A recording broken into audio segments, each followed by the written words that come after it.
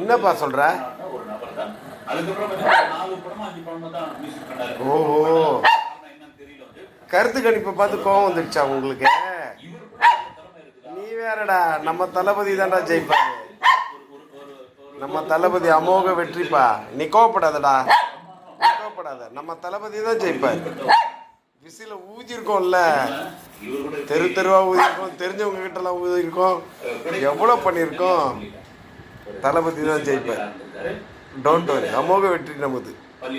இப்போ கோவப்படாதப்பா, நான் தான் சொல்லிட்டேனே, நமக்கு தான் ஆச்சு. இனிமே தமிழக வெற்றி கழகம் அமோக வெற்றி பெறும். Don't worry.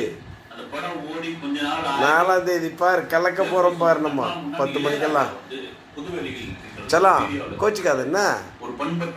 அவனுங்க அப்படிதான் ஏதோ ஒன்று உளறி கிடப்பானுங்க கம்யூனிட்டி பசங்க. அப்பா நம்மளை தற்கொலைன்னு வேற சொல்றாங்க. செய்யார் ரவி வேற சொல்றாரு டிவியில. டோன்ட் வரிண்ணா,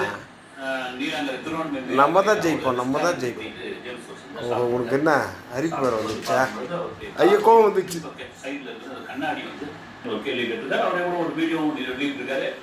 சரி, ஓகே, இதை வந்து எதுவும் போலீஸ் கம்ப்ளைண்ட் எதுவும் கொடுக்க வேணாம் அப்படின்னு சொல்லி பக்கத்தில் தான் திருவான்மூர் தான் என் வீடு, அங்கே எதுவுமே நிறுத்திட்டு நம்ம மேலே பழி போட்டாமா இருந்தாலே அறிவு கட்டலாம். வயலா மாதிரி அப்புறம் நம்ம பசங்களாம் குவைட்டுப்பா, வேகம் இருக்கும், அன்போடு இருப்பாங்க நம்ம பிள்ளைங்க.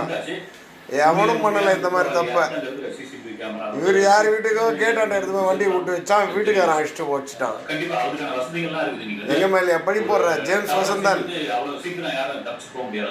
கவனமா பேசுங்கப்பா.